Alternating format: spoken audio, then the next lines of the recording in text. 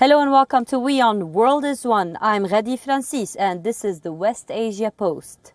Today, our top story sounds like a déjà vu tale. This Ramadan was supposed to be more peaceful. West Asia was marking it without curbs after 2 whole years. But in Palestine, tensions are escalating. Clashes broke out in the West Bank. Several Palestinians have been killed by Israeli forces. Authorities are carrying on more and more raids in the occupied territories after a wave of attacks. So, as the region remains tense, will these tensions escalate into an all-out conflict like last year? We tell you more.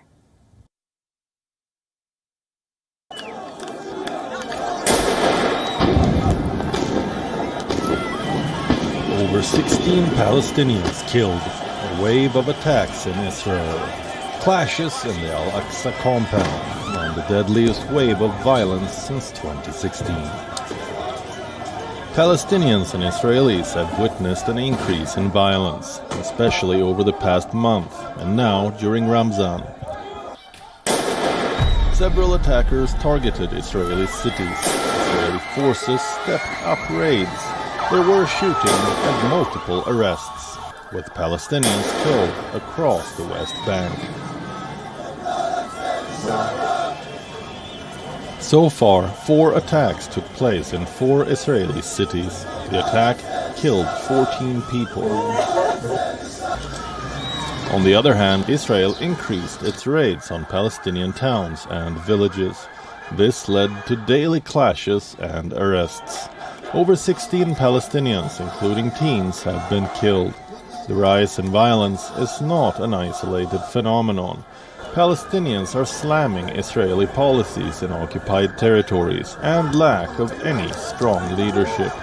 Protests waged in cities across the West Bank, with shops and businesses shuttered in Ramallah. The latest bloodshed coincides with the holy month of Ramadan. For many, this is a déjà vu moment. Last year, violent raids on the Al-Aqsa mosque compound led to this. A deadly 11-day war between Israel and Hamas in Gaza itself. The conflict killed 200 people and battered the Strip. So, the biggest question now is, could this lead to an all-out war? More Israeli raids means more uptick of violence, like this one at the Al-Aqsa mosque compound. This is where thousands gather to pray at night. This is where the Israeli police clashes with Palestinians, injuring several of them.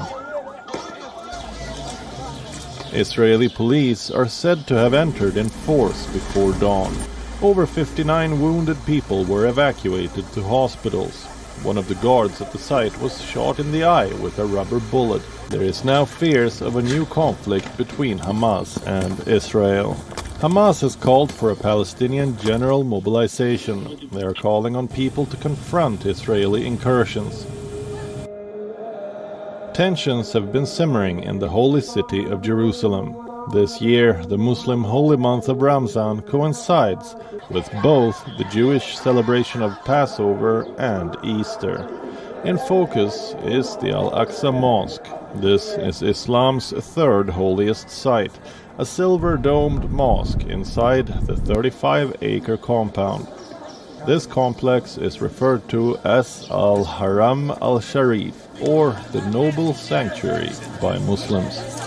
But the location is also considered holy in Judaism. For Jews, it is known by the name of Temple Mount. Jews believe the compound is where the biblical Jewish temples once stood. Since decades, it has been a flashpoint, the most contested territory in the Israeli-Palestinian conflict. Currently, Jordan acts as the custodian of Al-Aqsa. This was agreed to by both Israel and Jordan in a peace treaty. They decided that the Islamic Trust would have control over matters inside the compound. On the other hand, Israel would control external security. Non-Muslims would be allowed onto the site during visiting hours, but they would not be allowed to pray there. Recent calls by Israeli settler groups have further escalated tensions. They want Jews to raid the Al-Aqsa mosque compound, asking them to perform the Passover sacrifice there on April 15th. For Palestinians, this is yet another threat, yet another Israeli attempt to change the holy site's sensitive status quo. Currently, the situation is gradually towards an escalation. The conditions are ripe for an explosion. Will this lead to an all-out war again? Only time will tell. West Asia Bureau, WION World is One. From Saudi Arabia to Yemen, Qatar, and much more. We have a lot more lined up for you in this edition of the West Asia Post.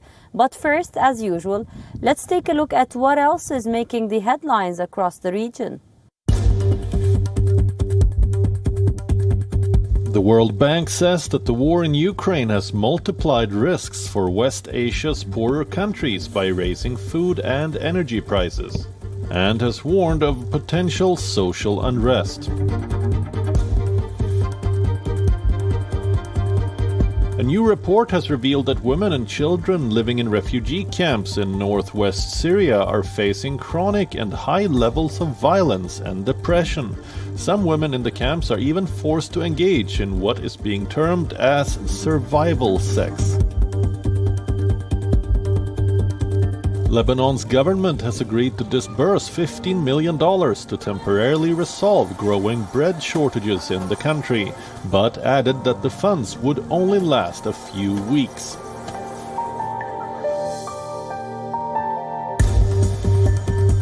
Kuwait is experiencing a severe shortage of expat workers in various sectors, especially professionals and craftsmen. This comes as tens of thousands of workers have left the country. Iran is hoping to host World Cup fans after an agreement with Qatar. Tehran is planning to expand air and sea travel while relaxing visa rules during the upcoming World Cup.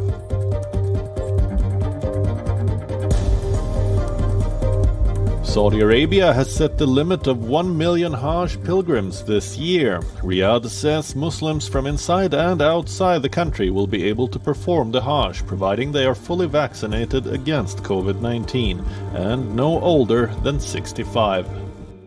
It is a war that many have forgotten, but it is a war that remains till date. Yemen's exiled president has transferred power to a new council, one that will take part in the talks with the Houthi rebels. Now this comes as the war in Yemen enters its 8th year. With this new development, talks about peace are gathering pace. Now many are asking, will this finally end the war in Yemen? Let's take a look.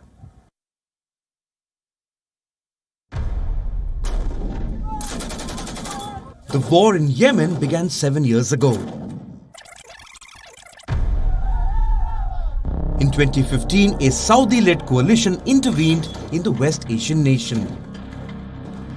They supported the government against the Houthi rebels.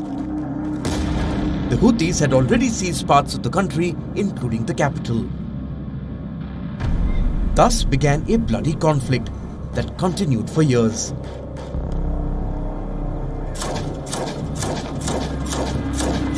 What's happening in Yemen is a tit-for-tat war.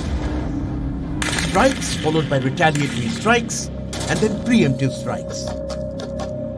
All this while civilians on the ground watch on as firepower raises hopes for a better life. This isn't a battle for Yemen anymore. It's a theatre for the West Asian Cold War. A strip of land where Saudi Arabia and Iran can unleash a battle of egos. The Yemenis are merely pawns in this game. They are expendable. The war-torn nation is one step away from a famine. The war has killed thousands, injured millions, and upended the life of its children, leaving behind a conflict-ridden nation where 80% of the population depends on aid. But now the country could be looking towards some peace. Attempts to end the war appear to be gathering pace. Yemen's exiled president has finally stepped aside, transferring powers to the country's presidential council. President Abd Rabbu Mansour Hadi was in exile in Saudi Arabia. This means this presidential council can now lead talks with the Houthi rebels. I'm announcing the founding of a leading presidential council to complete the implementation of transitional period's tasks, and I'm transferring all my power to the presidential council in an irrevocable way in accordance to the constitution and the Gulf Initiative's executive mechanism, and putting together a committee that includes all the factions to support the leading presidential council in fulfilling their duties. The newly created body consists of a president and 7 members. It will lead talks to implement a permanent ceasefire and a political settlement. The announcement follows the start of a 2-month ceasefire and a week of discussions in Saudi Arabia on ending the war. But the Houthis have rejected Hadi's announcement. However, the new government remains optimistic. The Presidential Leadership Council promises our Yemeni people to put an end to the war and bring justice and comprehensive peace. This council is a peaceful one, but also it's a defensive, powerful council, and it is united too. Its mission is to defend the sovereignty of the homeland and protect its citizens. The only question that remains is why would the Houthis take the bait? As for Saudi Arabia's Crown Prince Mohammed bin Salman, this is his personal battle, one that he pulled his country into years ago. As the war enters its 8th year, will the new development bring an end to this conflict? Only time will tell. West Asia Bureau, WION World is One. Saudi Arabia is on a spree to mending ties. First it was Turkey and now it is Lebanon. The Kingdom of Saudi Arabia has sent back its ambassador to Lebanon. Now, this improvement in relations comes just ahead of May's general elections. We bring you the story. Saudi Arabia seems to be on a spree to mend broken ties. The first nation is Lebanon. Relations between the two nations plunged to an all-time low after Lebanon's former information minister called the Yemen war futile. He even defended the Houthis, who are fighting the Saudi-led coalition. But after Kordaihi's resignation and months of uneasy calm, things do look brighter for the Beirut-Riyadh relationship. Saudi Arabia once invested billions in Lebanon. It bolstered the country's economy and tourism industry. What Saudi Arabia did, the other Gulf states followed. They also poured in money to bolster Lebanon's industries. But the recent conflict meant that all those investments were cut off, not just from Riyadh, but several other Gulf states.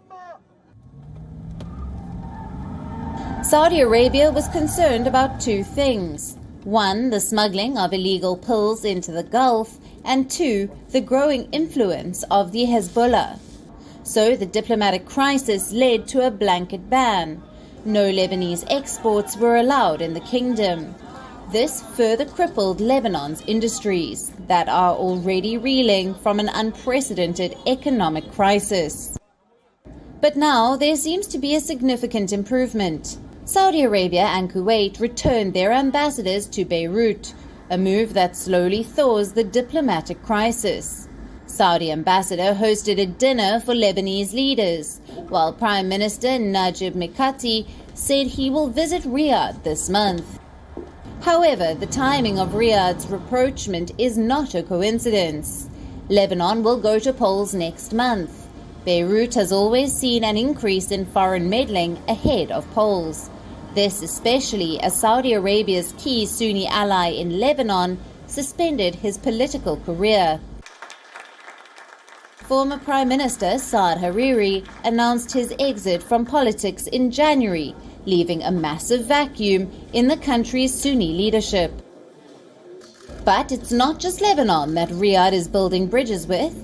Turkey-Saudi relations are also staring at a massive reset. Over the last 1 year, Turkey has been on a massive diplomatic push. It is looking to normalize ties with the Gulf nations after years of animosity. But why now? This is because Turkey's economy is crumbling. The lira plunged to an all-time low against the dollar. Prices are soaring across the country. and Erdogan needs investments to save his premiership. Saudi-Turkey ties were marred due to multiple reasons. There was Turkey's support for the Muslim Brotherhood. It's a battle to become the leader of the Muslim world. And the last blow was the murder of journalist Jamal Khashoggi. Erdogan blamed the Saudi government for carrying out the killing, even as the Crown Prince denied any involvement in the murder. This is the same Erdogan government that has now transferred Khashoggi's trial to Riyadh. This is because money speaks louder than morals. The two countries could reach an agreement, turn the page and enter a new era in their relations, but the crime is the same and it has not changed at all. Even if there's an agreement, it should not have been handled in this way. Governments and states should have a principled approach. That's why the law exists and that's why it is important to resort to legal process. Erdogan needs investments, and who better than Saudi Arabia? The Turkish president is all set to travel to the kingdom too, a visit that will likely take place during the holy month of Ramzan. For Turkey, this rapprochement is politically logical. More importantly, it is economically profitable, especially ahead of the presidential elections in January 2023. West Asia Bureau, WION World is One. Gulf nations are embracing nuclear power. They say it is a move to transition from fossil fuels to cleaner energy. And the nations say it is for peaceful purposes. But why diversify with risky nuclear energy when there are other cheaper and safer alternatives? And could this lead to nuclear proliferation in the region? We bring you the story. The Gulf is going nuclear. More and more nations are interested in nuclear power. One of them even flicked the switch on a power plant. This is the UAE's Barak nuclear plant, the first of its kind in the Arab world. In Saudi Arabia, a nuclear research reactor is adding to talks. So why is the region embracing nuclear power suddenly? Nuclear power plants generate energy, but they do not add to global warming. Here's how it works. At the core, there is nuclear fission. Atoms split, they release energy. The energy boils water, which helps create steam. This steam then spins a turbine to generate electricity. Everything about this sounds simple, but this is expensive and very risky. Nuclear costs are enormous, but even if the petrodollars can help fund it, one cannot downplay the risks. If history is any indication, nuclear accidents can happen. When they do, they have deadly outcomes, both for humans as well as for the environment. For West Asia, those risks are even more diverse.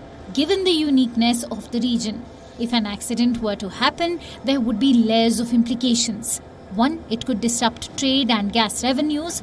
2, it could contaminate the region's desalination facilities. And 3, could endanger the security of energy in the region.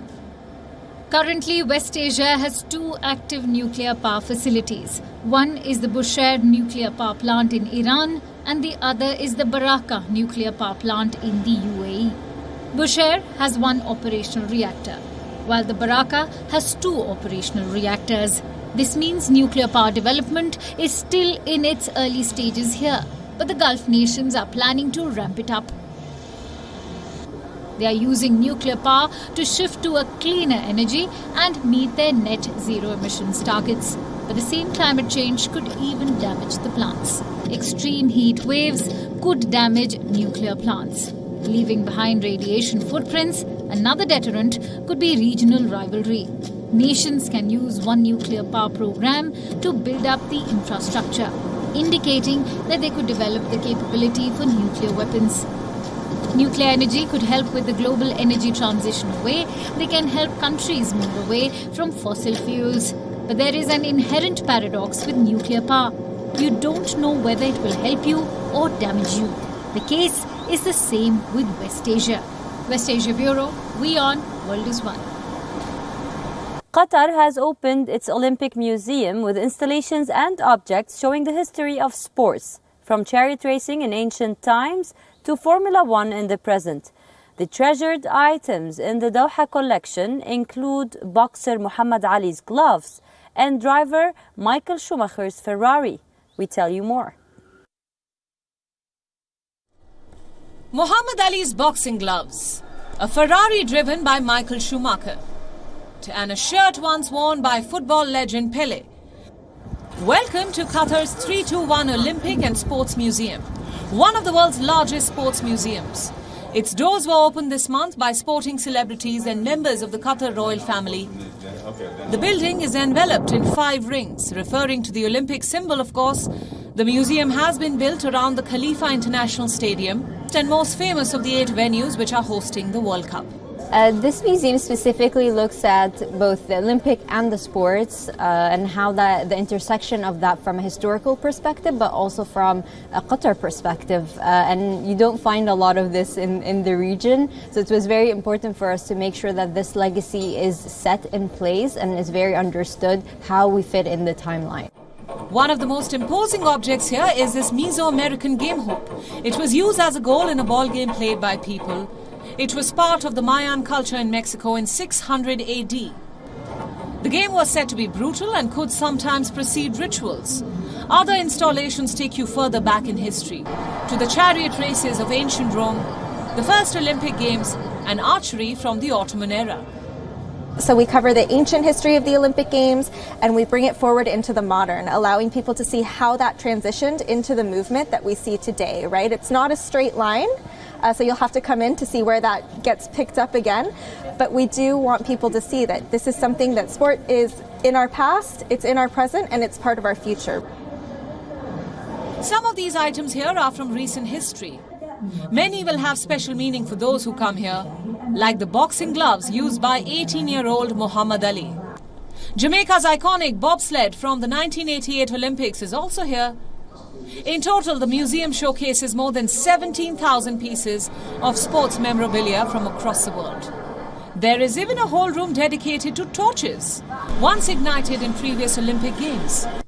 The museum also showcases different athletes playing up gender and racial parity of athletic achievements.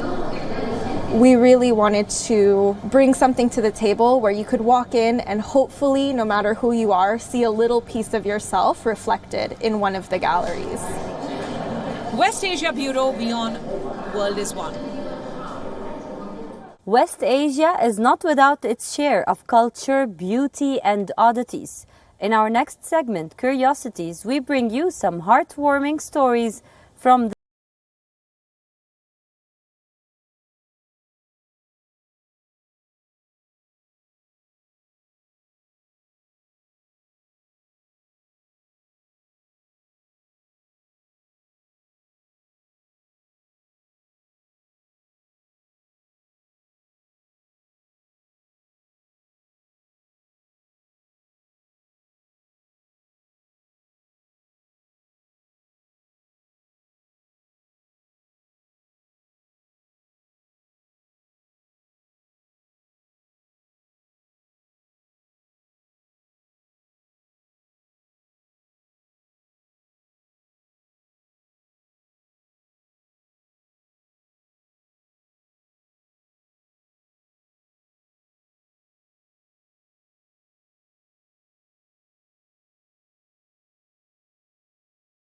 we have for you on this episode of the West Asia Post. I will see you next week with a brand new lineup, bringing you more stories from the world's most volatile region.